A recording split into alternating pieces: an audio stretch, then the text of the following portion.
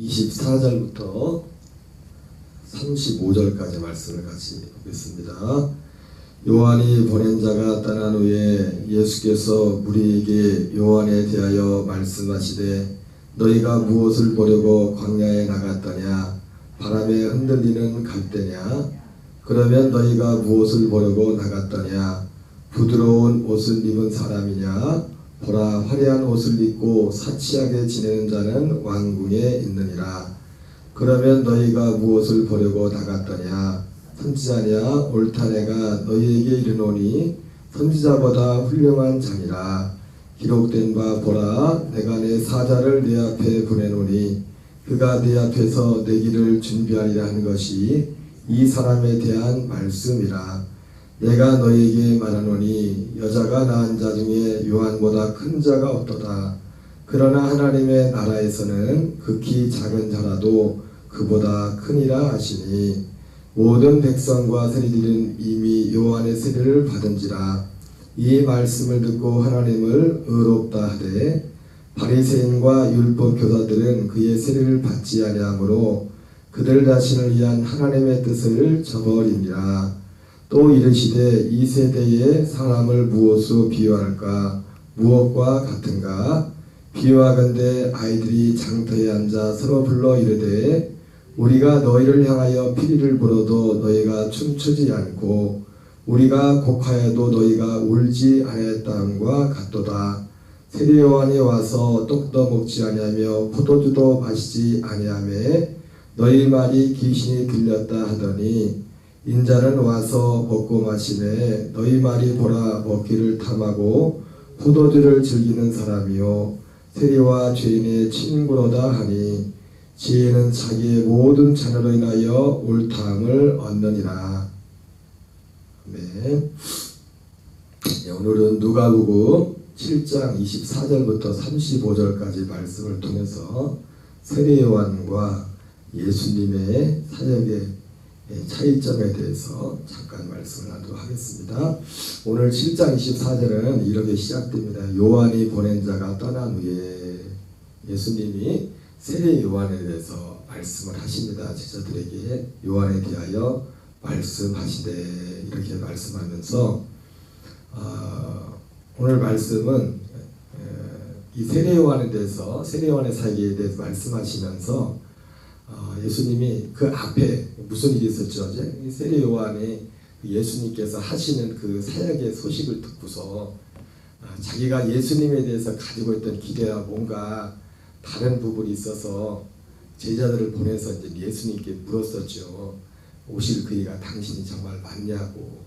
그런 자초지종을 듣고서 예수님이 마침 예수님이 하시는 그런 사역들에 대해서 세례 요한이 보낸 사람들한테 내가 온 곳이 이런 일들을 하러 왔다 말씀하시면서 누구든지 나로 말미암지 않고 실족하지 않은 자는 나에게 의심을 품지 않은 자는 복이 있다 이렇게 말씀하시면서 세례 요한을 보낸 그 사람들한테 그렇게 답변을 합니다. 그렇게 보내놓고서 어떻게 보면 그 면에 있어서는 세례 요한의 어떤 한계성에 대해서 사실 말하고 있는 거죠. 세례 요한도 예수님 때문에 실족할 뻔했다는 그런 부분에 대해서 이제 성경에 말씀해주고 있죠. 궁극적으로 그래서 결국 하나님께서 이루고자 하는 궁극적인 하나님의 뜻은 복음을 이루는 겁니다. 그러니까 세례 요한조차도 이 예수님 행하시는 모든 일은 온전히 알지 못했어요. 완전하게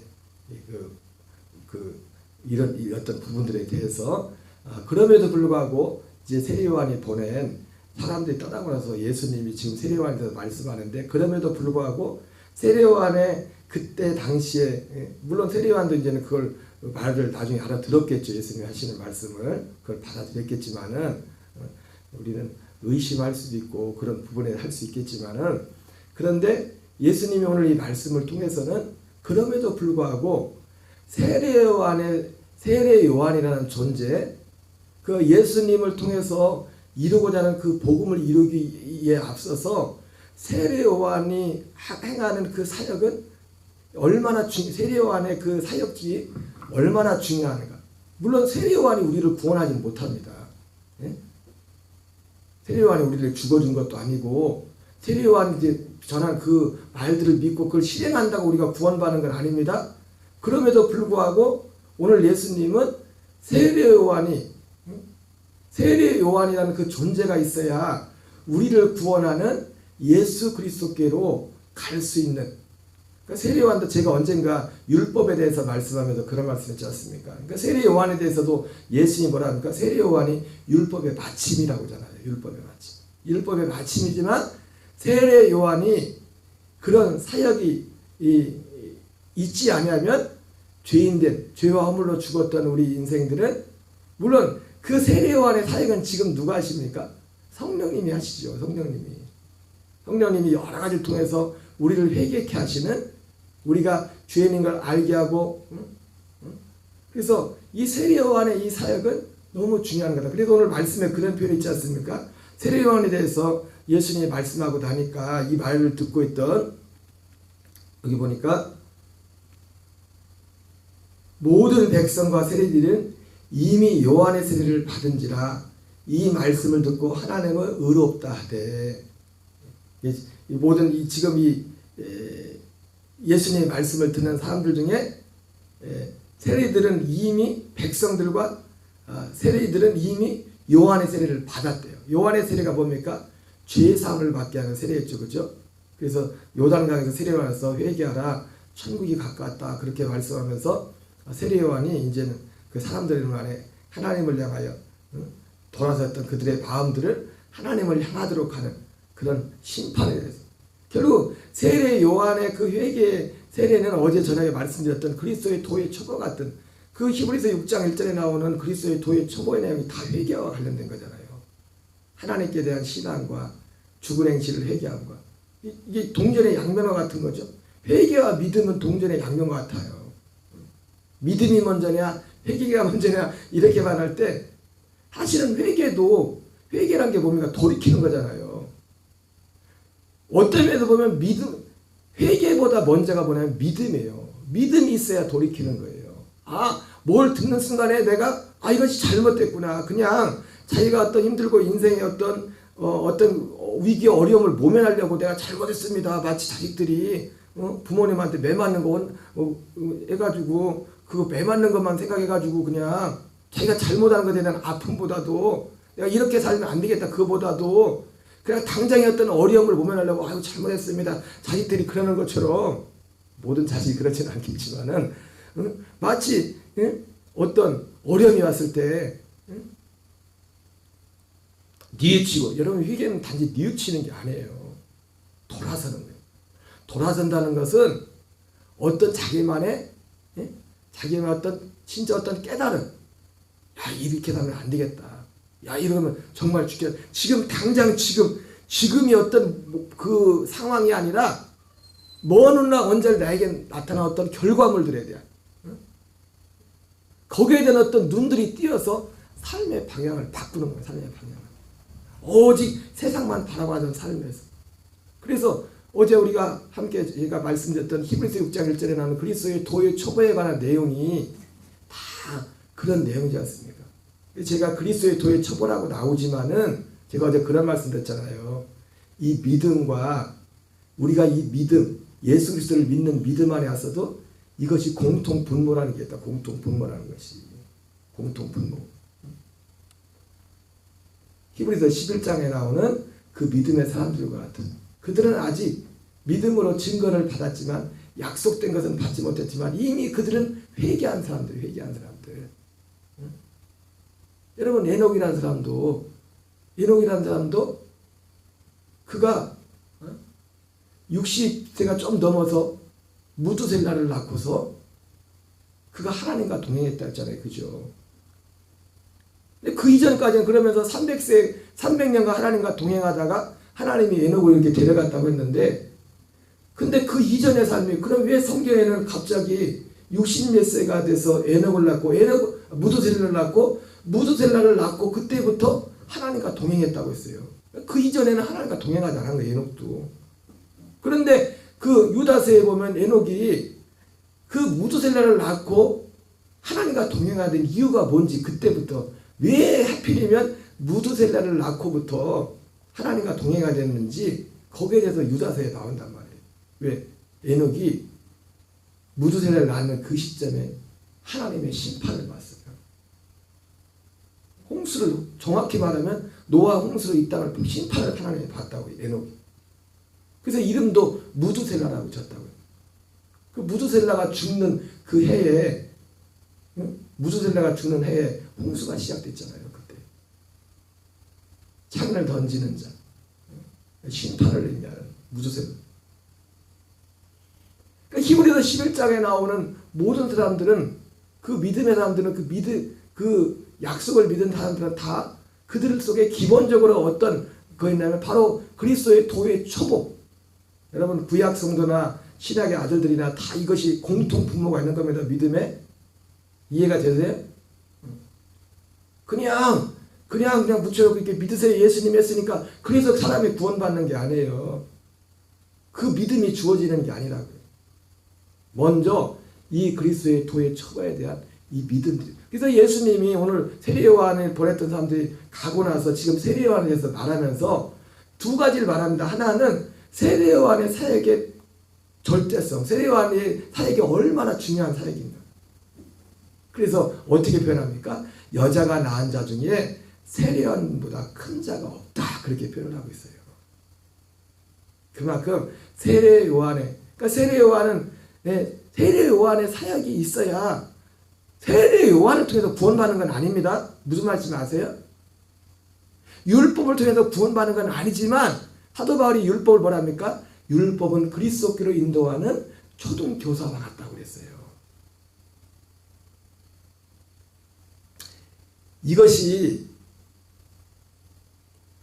우리 안에 잠깐 동안 살아요. 그래서 이런 이 회개, 어제 존 웨슬리 목사님 표현을 말하면 이것은 마치 뭐 같습니까?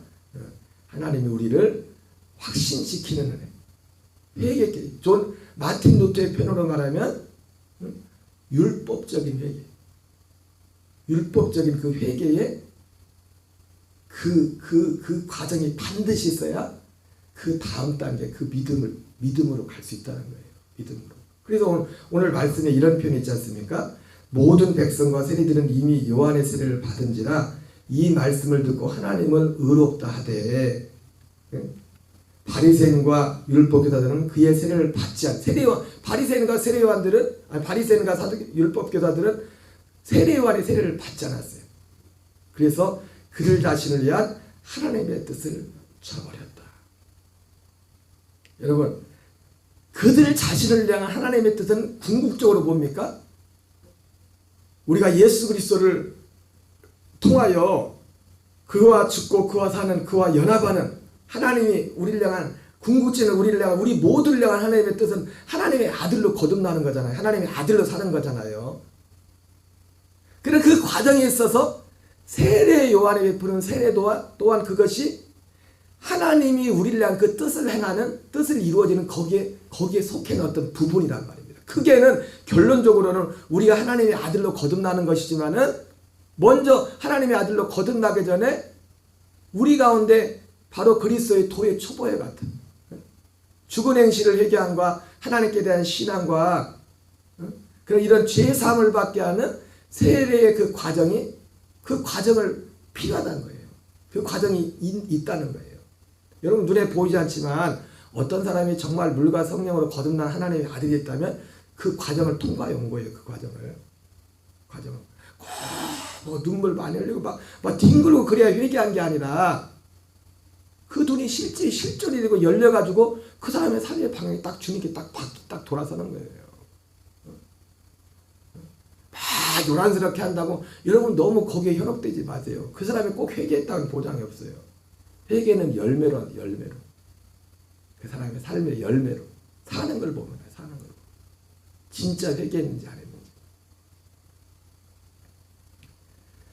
그래서 바리새인과 율법교사들은 그의 세례를 받지 아니하므로 그들 자신을 의한 하나님의 뜻을 저버리니라. 그래서 예수님은 오늘 세례 요한에 대해서 말씀을 하면서 떠난 후에 이 세례 요한이 하나님의 뜻을 우리를 하나님의 뜻을 이루는데 결국 우리를 하나님의 뜻은 첫째 것을 펴고 둘째 것을 우리에게 세우는 겁니다. 그럼에도 불구하고 세례요한이 그것을 완성하진 못해요. 세례요한을 믿는다고 그것이 이루어지는 건 아니에요. 그러나 그 일을 우리 안에 이룸에 있어서 세례요한을 통한 죄사함의 세례요한이 우리를 마치 율법이 그리스도께로는 초등교사와 같은 것처럼. 그래서 율법은 세례요한은 우리를 어디로 이끕니까? 그리스도께로 인도하죠. 십자가로 이끌어서 십자가에서 우리가 예수님과 함께 그 죽음을 통과하게 하고, 그래서 또 우리를 어디로 인도합니까? 그리스도께로 인도하죠. 두 번째 나타나신 그리스도와 우리의 사람으로 오신 한 사람이 예수님과 함께 연합해서 우리가 옛사람이 율법에 대해서 죽임을 당하고, 그리고 우리의 옛사람이 한 사람이 예수님과 연합하여서 죽고, 거기로 세례요한이 이끈다. 그러나 거기서 끝이 아니죠. 이제 다른 데로 이동을. 중요하지만 오늘 세례요한의 사역도, 그래서 오늘 먼저는 첫째는 이 말씀을 통해서 세례요한의 사역의 중요성을 예수님이 말씀하면서 그것을 여자에게 태어난 자 중에 세례요한 자보다 큰 자가 없다, 그렇게 표현하고 계시고, 또 여기서는 바리새인과 율법교사들은 그의 세례요한의 세례를 받지 아니하므로 그들 자신을 위한 하나님의 뜻을 저버리지 아니했다, 이렇게 말씀하고 있어요. 여러분, 그래서 이 은혜가 있어야 됩니다. 그래서 어떤 한 사람의 믿음을 볼 때 먼저 이 과정을, 그래서 보면은 저 사람이 지금 어제 제가 그런 말씀드렸지만, 여러분 교회를 수년 동안 다니면서도 그냥 선행하는 그 은혜 안에만 머무르는 그 종교 생활입니다. 하나님이 밖에서 그 사람을 여기로 이끌려고 여러 가지 일들을 하죠. 말씀도, 목사를 통해서 말씀도 전하고 복음도 전하지만 그 사람이 전혀 그 사람에게 전혀 상관이 없어요. 그거로 구원받는 거 아닙니다. 이 말씀이, 복음이 그 사람에 들어가려면 하나님의 어떤 은혜가 실제로 자기 것이, 그 은혜가 사람 안에 들어가는 그 일이 있어야 돼요. 그 첫 번째 과정이 뭐냐면 세례요한의 사역이란 말이에요. 진짜 하나님 살아계시고 진짜 천국 있고 진짜 심판 있고. 우리 장권사님이 교회 나온 이유가 그랬잖아요. 전도 받은 것도 아니지만 장권사님이 줬던 천국을 실제했다 그냥 책 보면서. 예를 들자면 그게 회개란 말이에요. 그거 하나 때문에 삶의 방향이 바뀌었잖아요. 그죠? 안 해? 그래, 이렇게 살려면 안 되겠네. 나는 지금 그냥 아무 그런 데 생각이 없이 살았는데, 근데 그게 어떤 사람은 평생 교회를 다니면서 그게 없는 사람이 있다니까요. 그게 안 믿어지는 거. 그 사실 자체가 믿어지면은 기본적으로 먼저 뭐가 합니까? 하나님을 믿는, 섬기는 여기에 신앙에 대한 가치가 달라진다는 거예요. 가치가. 여러분, 계속 지난주부터 계속 말씀인 거지만 하나님은 하나님의 구원의 가치가 너무 소중해서도 그렇지만 이것이 이 가치를 모르는 사람에게는 주질 않아요. 그리고 이것은 마치 스로보니게 여인이 마태복음 15장에서 자기 귀신들을 딸아이를 고쳐달라고 예수님께 나왔던 것처럼 어떻게 합니까? 예수님이 계속 무시하잖아요. 계속 무관심하고. 나는 이스라엘의 잃어버린 양에게는 보냄을 받은 적이 없다. 자네의 떡을 취하여 개들에게 주니 마땅치 않다. 그러지만 스로보니게는 뭐라고 하는가? 예수님 맞습니다. 하지만 주인도 그 상에서, 개들도 주인의 상에 떨어지는 부스러기를 먹습니다. 여러분, 그 엄마가 그렇게 주님께 그렇게 했던 건 뭡니까? 지금 자식이 귀신 들린 자식이 이 고침받는 게 그게 너무 소중하기 때문에 다른 어떤, 이건 절대적인 건, 절대적인 건. 차라리 내가 아프면 낫지 우리 아들이 그럴 수는 없다 이거예요. 우리 자식을 고쳐야 된다는 거예요. 자녀를. 그 얘기에서는 그 가치라는 게 얼마나 큰 겁니까? 상상을 못하죠. 부모 입장에서 만약에 자식이 그렇게 아픈데 자식이 나을 수만 있다면 그보다 더 지금 시급하고 더 가치 있는 게 어디 있겠습니까? 여러분, 구원이라는 것은요, 어떤 면에서 그보다 더 가치 있는 거예요. 그리고 구원이라는 것이 어떤 사람에게 이것이 하나님의 구원의 역사가 올 때 누구에게 하나님이 그 구원을 줘요? 그 이상으로 그것을 가치 있게 생각하고 그 이상으로 예, 예수님 맞습니다. 나는 개 같은 그런 사람입니다. 그런 모욕을 당하면서도 우리 자녀를 고쳐야 되겠다는 것처럼 나는 주님의 구원이 주님의 은혜가 필요합니다. 그것이 내게 필요합니다. 그런 사람에게 주님이 주신다고요. 그래서 마태복음 7장 6절에서 아무한테나 주지 마. 주어도 못 받아요. 그거는. 예. 여러분 구원이 결국은 그리스도와 연합인데 내 마음대로 살고 싶은 사람이 육신의 속죄 사람이 어떻게 연합을 합니까? 원하지 않는 건데 내가 싫은 건데 그거 원하지 않는 건데 어떻게 연합을 하냐고요. 옛사람은 죽고 그리스도의 생명을 사는 건데 내가 싫은데 어떻게 평안감사도 자기가 싫으면 못한다는데. 그래서 회개한다는 것은 뭐냐면 우리가 회개하게 되면 누가 해서가 아니라 자기 안에서 그것이 그 마음이 자기 안에서 있는 거 자기 안에서. 여러분 하나님의 진짜 하나님이 우리에게 원하시고 하고자 하는 그 일들은 내 안에서 원함이 있어야 됩니다. 원함이 있어요. 원함이. 그래서 은혜가 뭐예요? 원함이 없던 나에게 원함을 주님이 주시는 거예요. 새로운 원함을. 새로운 소원을. 그래서 빌립보서 2장에 나오는 것처럼 너희 안에 행하시는 하나님이 너희로 소원을 두고 행하게 하신다. 전에 없었던 소원을 주는 겁니다. 전에는 다 이 세상의 소원으로 가득 차 있었는데 이제는 하나님의 이 은혜가 오니까 어떻게 됩니까? 그 소원을 쳐다보기도 싫다는 그 소원. 내가 왜 그런 걸 좋아했을까? 내가 왜 그런 걸 그렇게 소망했을까? 소원이 바뀌는 소원. 삶의 방향이 바뀌는 방향. 그래서 오늘 예수님은 세례 요한을 보냈던 사람들이 떠나고 난 후에 먼저 세례 요한에서 말하면서 일종의 뒷담화지만은 나쁜 뒷담화가 아니라 세례 요한은 여자에게 난 자 중에 가장 큰 자다. 그리고 이 말씀을 듣는 사람들 중에서 백성들과 이 세리들은 세례 요한을 받았기 때문에 하나님은 의롭다고 했지만 바리새인과 율법교사들은 세례 요한의 세례를 받지 않냐고 그들 자신을 향한 하나님의 뜻을 저버렸다 말씀하시면서 세례 요한의 그 사역이 얼마나 큰 사역이었던가를 말씀하고 있어요. 그러면서도 뭐라고 합니까? 그러면서도 거기에 있으면 안 돼요. 그 과정을 통과해서 어디로 가야 돼요? 그리스도께로 가야 돼요. 그것을 뭐라고 했어요? 말씀합니까? 세례 요한의 여자에게 난 자 중에 세례 요한자보다 큰 자가 없지만 그러나 천국에서는 하나님의 나라에서는 지극히 작은 자도 세례 요한보다 크다고 말씀하시면서 결국 우리는 그 의미가 뭔지를 알죠? 하나님의 나라. 존 웨슬리 목사님도 말했던 것처럼 이 땅에 임하는 하나님의 나라 그리스도께로 가야 된다는 거예요. 그리스도께로 가야 된다. 그래서 이 말씀 하나를 통해서 세례 요한의 사역과 예수님의 사역이 뭔가를 예수님이 분명하게 말씀해 주는 겁니다. 어제 말씀을 보면서 세례 요한이 왜 어떤 면에 있어서 세례 요한이 예수님 때문에 실족할 뻔했을까 했을 때 성경을 보다 보니까 세례 요한이 예수님에 대해서 자기가 했던 말이 있거든요. 세례 요한에 대해서 마태복음 3장에서 이 세례 요한이 와서 이 회개를 하면서 예수님에 대해서 증거하면서 예수님이 무슨 일을 하실까에 대해서 마태복음 3장 11절인가에 말씀을 합니다. 나는 물로 세례를 베풀었지만 예수님은 내 뒤에 오신 이는 불과 성령을 세례를 베풀 것이고 타작마당을 정하게 하사 알곡은 모아 곡간에 들이고 쭉정이는 꺼지 않는 불에 태우시리라. 어떤 무시무시한 심판주에 대해서 이렇게 봤어요. 심판하시는 심판주에서.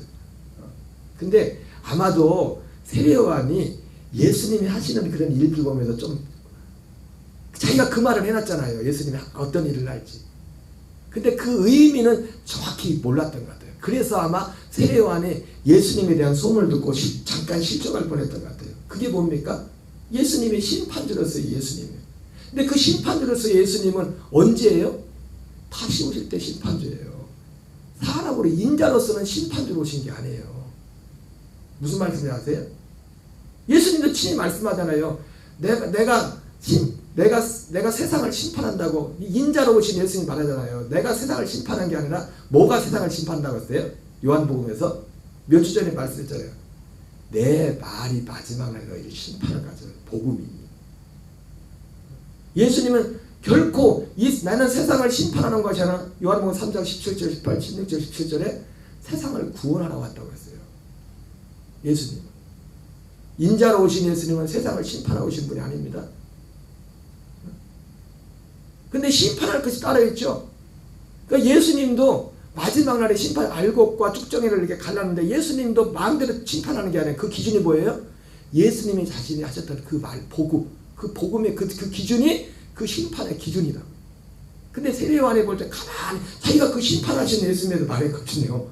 성령으로 세례주는 분에 대해서 말했지만 심판하시는 예수님에 대해서 말했는데 가만히 보니까 예수님이 심판하는 모습은 하나도 안 보이는 거예요. 오직 그리스도가. 진짜 심판의 기준은 뭡니까? 오늘 예수님이 말씀하신 이 하나님의 나라 그리스도가 심판의 기준이에요. 당신이 그리스도 안에 들어왔느냐 그리스도 밖에 있느냐. 진짜 심판의 기준. 그래서 오늘 예수님이 세례요한에 대해서 말씀하시면서 세례요한의 사역의 중요성, 그러나 세례요한의 그럼에도 불구하고 이 과정을 반드시 이 은혜가 있어야지만 여기에 머물렀으면 여기에 구원은 없다는 거예요. 여기로 가야 되는 거예요. 여기로 그리스도께로 가야 되는 거예요. 마치 십자가가 우리 구원에서 너무나 소중하지만 십자가에서 있는 것이 아니라 십자가를 통과해서 어디로 가야 된다고요? 다른 얘기로 가라고잖아요. 그리스도께로 두 번째나 다시 그리스도께로 우리의 옛사람은 예수님과 함께 죽고 우리의 옛사람과 율법은 죽임을 당하고 그리스도께로 새 생명 가운데로 가라고잖아요. 거기에 연합하래잖아요. 이 은혜 하나님의 여러분 하나님이 우리에게 가진 이 구원의 은혜가 얼마나 정교한지 진짜 정교한 거예요. 정교한 진이라 탁탁탁탁탁 하나 주님의 은혜를 우리에게 더 충만히 부어주기를 우리가 기대될 줄 믿습니다. 주기도문을 마치겠습니다. 하늘에 계신 우리 아버지여 이름이 거룩히 여김을 받으시오며 나라의 마옵시며 뜻이 하늘에서 이루어진 것 같이 땅에서 이루어지이다. 오늘날 우리에게 일용할 양식을 주옵시고 우리가 우리에게 죄진 자를 사하여 주는 것 같이 우리의 죄를 사하여 주옵시고 우리를 시험에 들게 하지 마옵시며 다만 악에서 구하옵소서. 대개 나라와 권세와 영광이 아버지께 영원히 있사옵나이다.